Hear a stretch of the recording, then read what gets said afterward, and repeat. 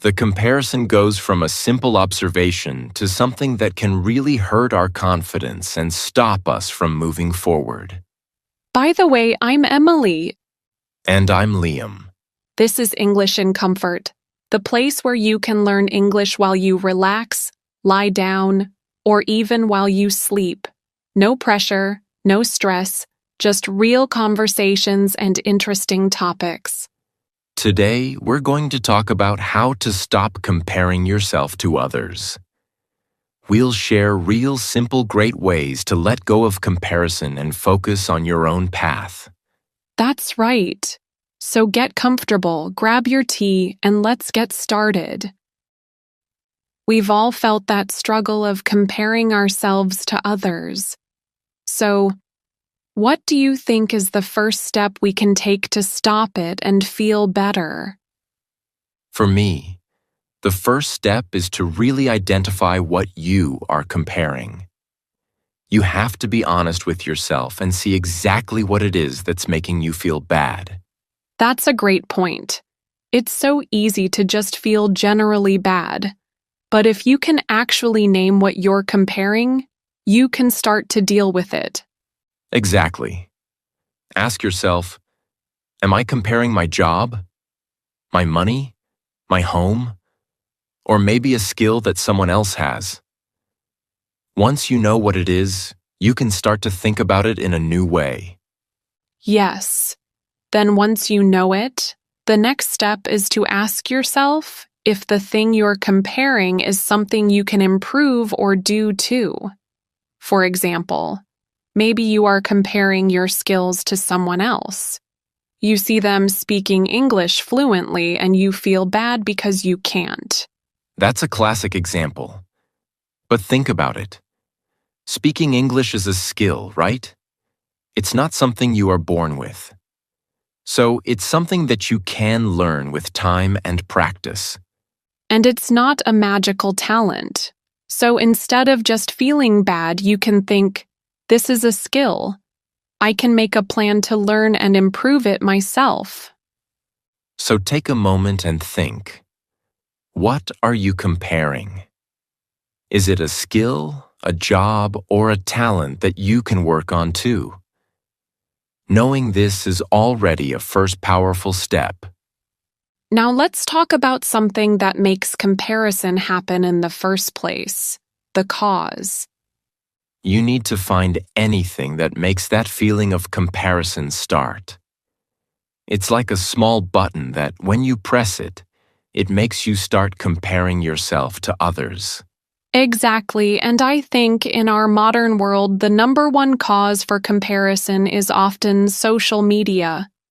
You know that feeling when you're scrolling through your phone and you see someone's perfect photo or their big achievement? Oh, I know that feeling all too well. It can make you feel a little bit of envy, and you start looking at your own life and thinking it's not as good. That's the thing. Never take social media seriously. You have to remember that most things we see on social media are not the full reality. People only show the best parts of their lives, and often it's just for views or likes. That's true. Imagine you're comparing yourself to an influencer who has a really expensive car. You start to think, she's the same age as me and she already owns a car like that. What am I doing wrong? But have you ever wondered if she just rented that car for that video or for those pictures? Maybe she doesn't even own one. This could happen, of course, not always. But it's a good reminder that what you see on a screen is just a small part of the story. So whenever you're scrolling on your social media account and you notice that you are starting to compare, it's better to just stop right there and put the phone down. Just remember that it is just a screen and we really don't know what is behind the screen. Now, what do you do once you find yourself comparing something and you can't just stop it? Well, the next step is a really powerful one. You need to turn comparison into inspiration. I love that idea. So instead of feeling bad about what someone else has, you use their success to motivate yourself. Exactly. Let's go back to the example of someone who can speak English fluently. Instead of feeling bad and thinking, I can't do that, you can change that thought. You can turn that negative comparison into a motivation like, wow, how did they do that? Or, if they can do it, what's stopping me from doing it too? You see their achievement not as a reason to feel bad, but as proof that it's possible. You can even think, I wonder what steps they took to get there. This completely changes the feeling of comparison from being envious and self-doubting to having motivation and a sense of possibility. It helps you focus on what you can do, rather than what you don't have. So, if you see someone with a successful business or a great new skill or a happy life, don't just feel bad. Take a moment to think, that's amazing. How can I learn from this? How can their journey inspire my own? It's about changing your mindset. You can learn so much from other people's successes without letting them make you feel small. Their win is not your loss. Their win is not your loss. This is such a great way of thinking. And another great way of thinking that helps you stop comparing yourself to anyone is counting your strengths, not your flaws. That's right. When we compare ourselves, it's generally because we have low self-esteem. Our minds focus on things other people have and we don't. We focus on our weaknesses. Like imagine you look at someone who is a great painter and you only think, I can't paint at all. We don't also think about the things we are good at. So, a key part of stopping comparison is to change that thinking. Instead of focusing on what you lack, why not change this thinking to focusing on what you are good at? Emily, what do you think are some of your strengths? That's a good question. I'd say I'm a really good listener, and I'm also very organized, which helps me a lot with work. I'm also pretty good at being a comforting presence for my friends when they need to talk. I can definitely confirm all of those. Those are great strengths. And you know, a strength isn't just a big skill. It could be something simple, like being a good friend or being patient. You're right. How about you, Liam? What are some of your strengths? Well, I think I'm a pretty creative person. I'm good at coming up with new ideas. And I'd also say I'm very good at keeping things positive, even when things get difficult. Those are great strengths, and you should be proud of them. Now let's ask our listeners the same question. It's your turn now. What are your strengths? Take a moment, pause the video, and tell us in the comments what you think you are good at. It's a great way to start appreciating yourself. There's another thing I want to mention about comparing yourself to others. It's that comparison slows you down. When you're constantly looking at what others are doing or what they have, you're not focusing on your own journey. You're wasting time and energy that you could be using to improve yourself. That's so true. While you are busy comparing, thinking, and feeling bad, other people are still moving forward. They are still working on their goals. So every minute you spend scrolling through social media thinking, why am I not as good as them? Is a minute you're not spending on your own skills, your own goals, or your own happiness. You're putting your own journey on pause. You have to remember that your time is precious. You can spend that time and energy to improve yourself instead. So, if you catch yourself comparing, try to see it as a moment to redirect your energy. Put that energy into taking one small step forward for yourself. Exactly. Focus on your own path, at your own pace. The only person you should compare yourself to is the person you were yesterday. And the only goal is to be a little better today. Which leads us to the next and the most important thing you need to focus on: your own achievements. This is so important. When we're caught in the comparison trap, we often forget to look at our own path and see how far we've already come. Exactly. You need to be proud of your achievements.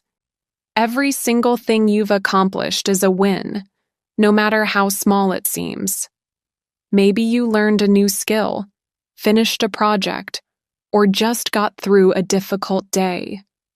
All of those are big steps.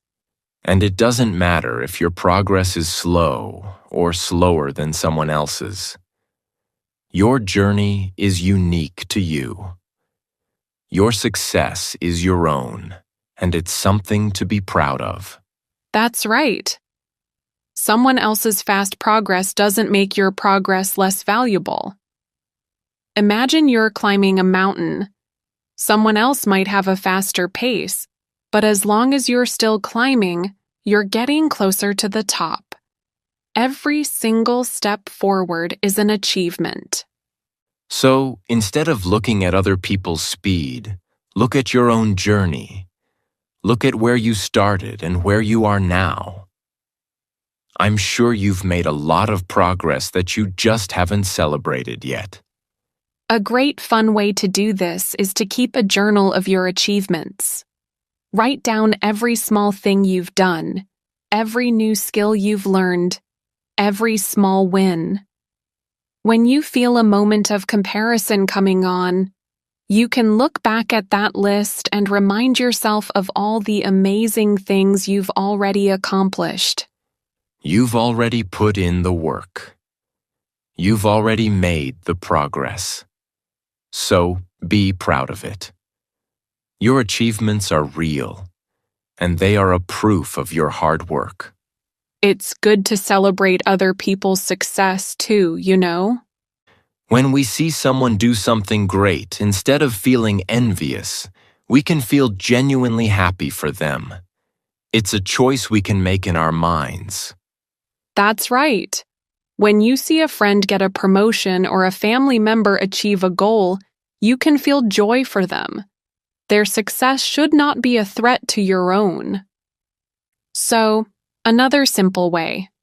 If you catch yourself feeling bad when someone else succeeds, try to pause for a moment.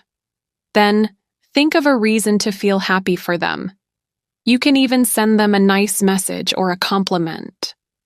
When you celebrate their wins, you are also making a positive choice for your own mental health. It helps you focus on the good things, and it makes you feel more connected to others. So remember, you can be proud of your own journey and also celebrate the amazing things happening in the lives of the people around you. Both can exist together.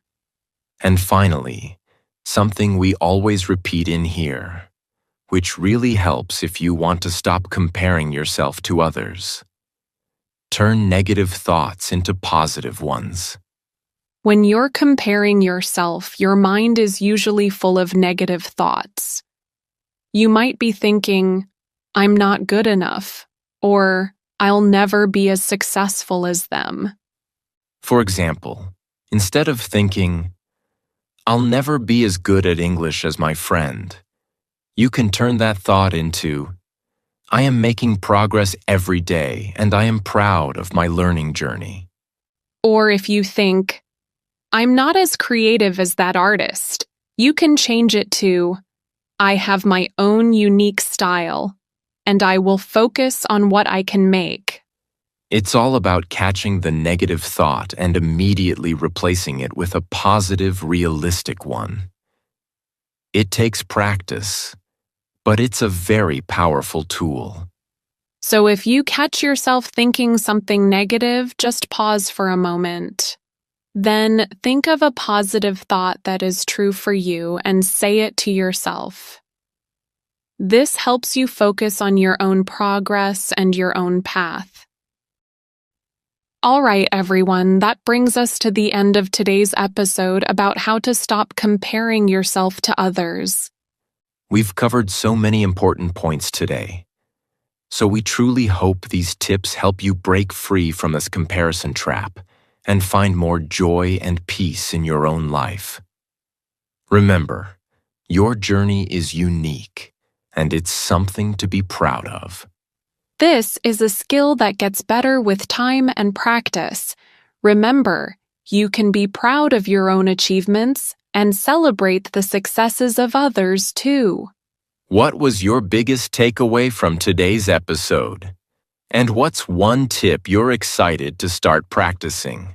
Tell us in the comments below. For more conversations, listening and speaking practice, and interesting topics, make sure you subscribe to English in Comfort wherever you listen to podcasts. Thank you for letting us be a part of your journey. Keep practicing, keep improving, and take care, everyone. It's great for beginners, but also for B1 and B2 levels who want to improve their speaking at the same time. So get comfortable, grab your tea, and listen to us have a nice and interesting conversation. That's right, James. Today's conversation is about learning English. I mean, not learning English in general. I'm actually going to share my own English learning journey, how I learn English, and what I think really helps in the process. All right, so Anna, why did you want to learn English? Well, for me, there are two main reasons. The first is because English is a really good language for communication. It is used all over the world. That's so true. I mean, you can go to so many countries and still be able to talk to people. Yeah, you can travel, you can make new friends, and you can connect with people no matter where they are from. I love that. And what's your second reason? My second reason is more personal. You know that my dream was to be a teacher. I really, really love to teach and to help people. And I wanted to teach English. It is the language that I love, and I wanted to help other people learn it. It's a dream job for me. That is such a beautiful reason. So, when did you start learning English? Let me think. I started learning when I was in high school. I think I was around 15 or 16 years old. Was it easy when you first started? Oh no, not at all. In the beginning, it was really hard. I wasn't good at it. I didn't understand all the rules and the grammar. But I really liked the way it sounded. The way it sounded? What do you mean? Like, I would watch movies and TV shows, and I loved the sound of the English language.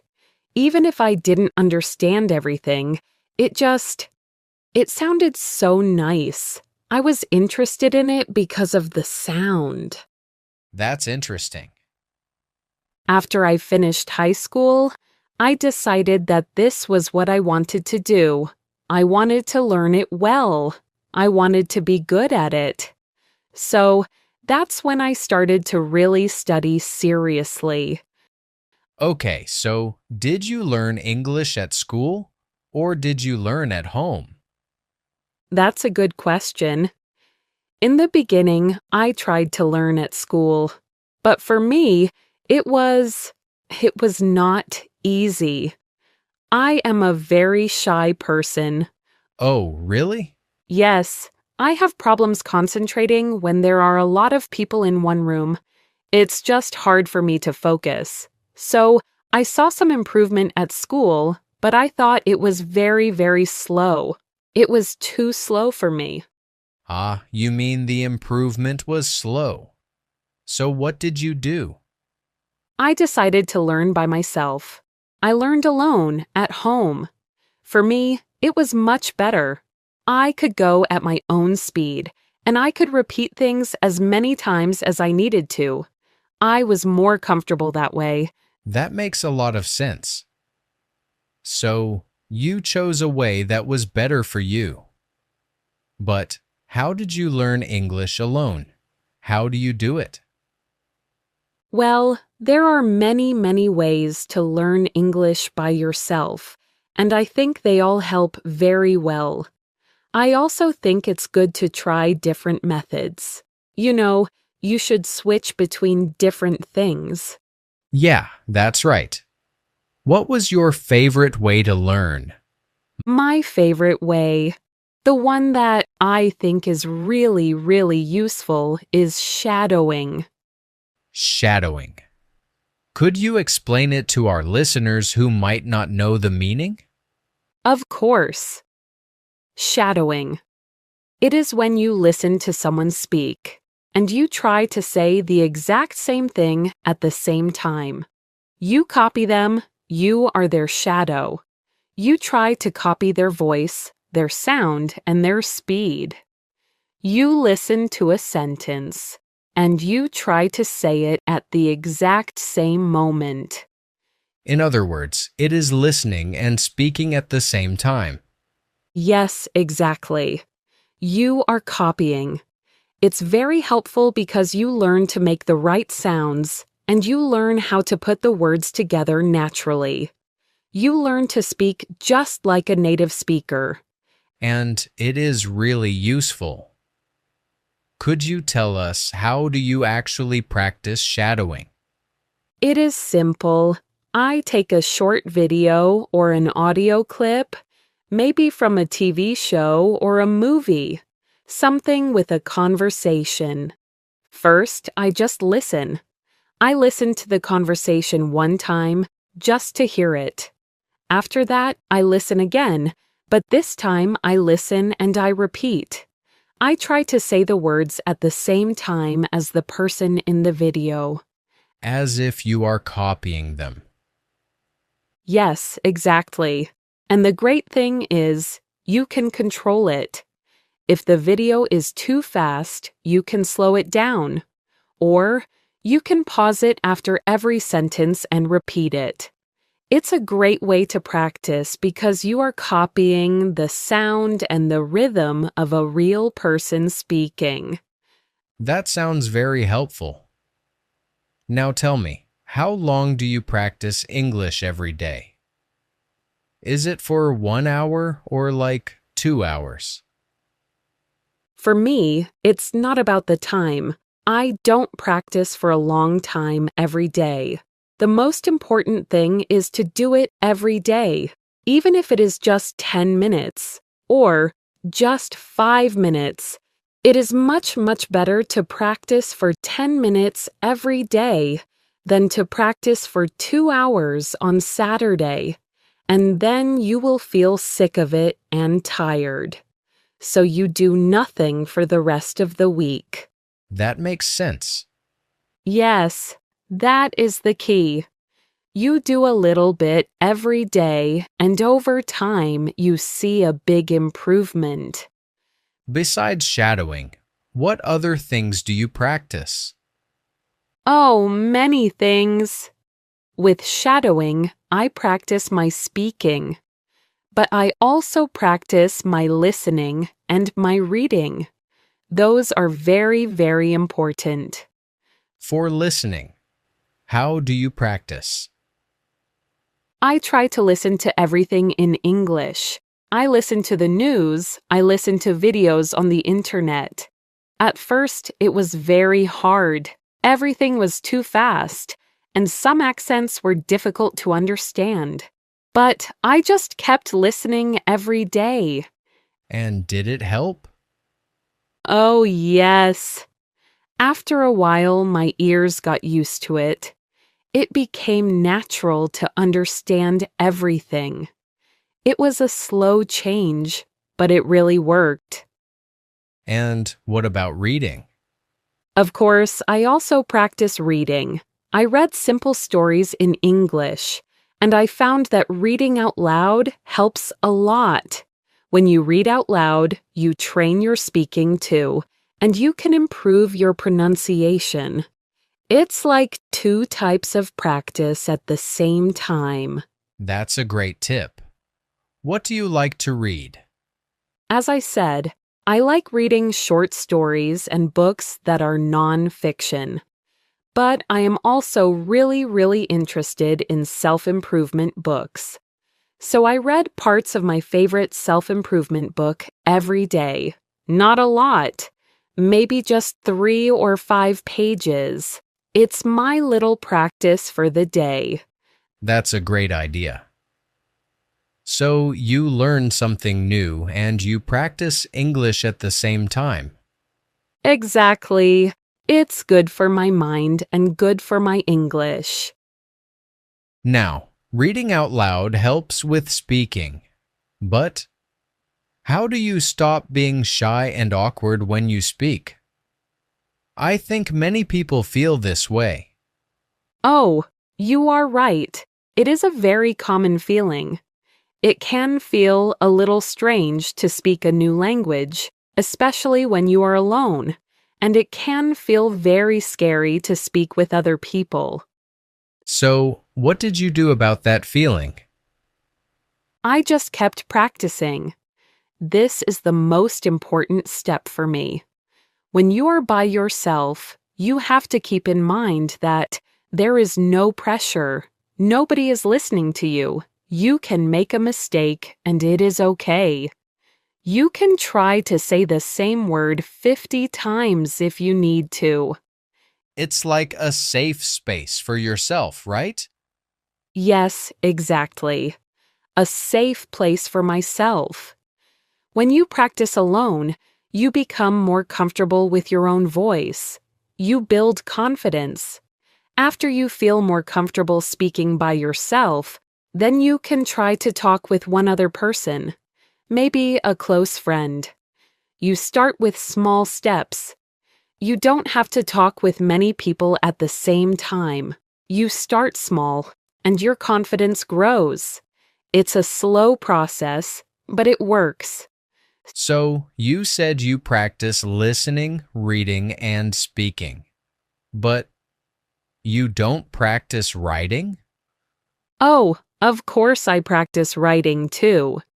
You really need to practice all 4 skills to learn and improve a language.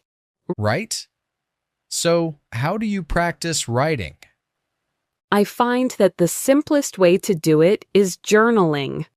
I just write down my thoughts or my struggles or just anything that comes to my mind. It helps a lot. But do you always write in a notebook? Honestly, I am a little shy to take my journal and write in public. So, when I'm out or with people, I just use my phone to write my thoughts. Then, when I get back home and I have time, I can write them back into my notebook if I want to.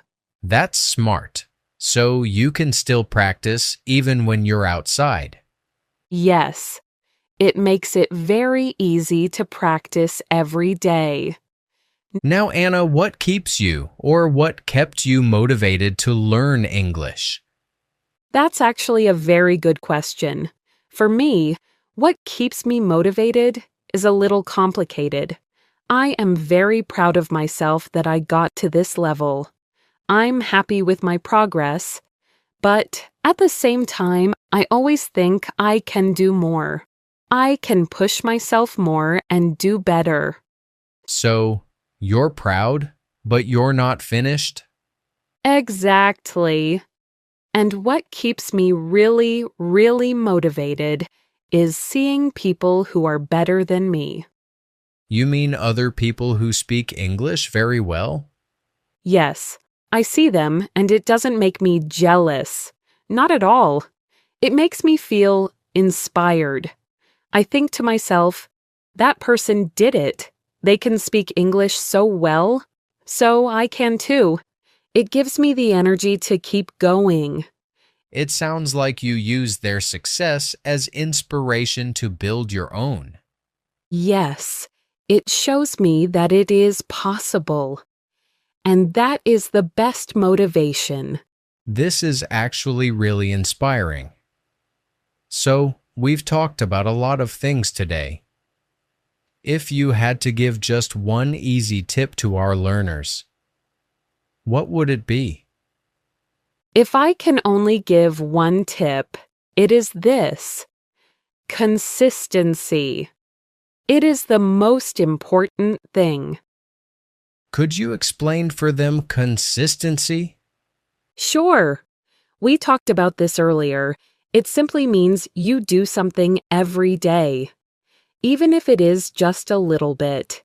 It is much, much better to practice for 5 or 10 minutes every single day than to be hard on yourself and practice for 3 or 5 hours, only on one day.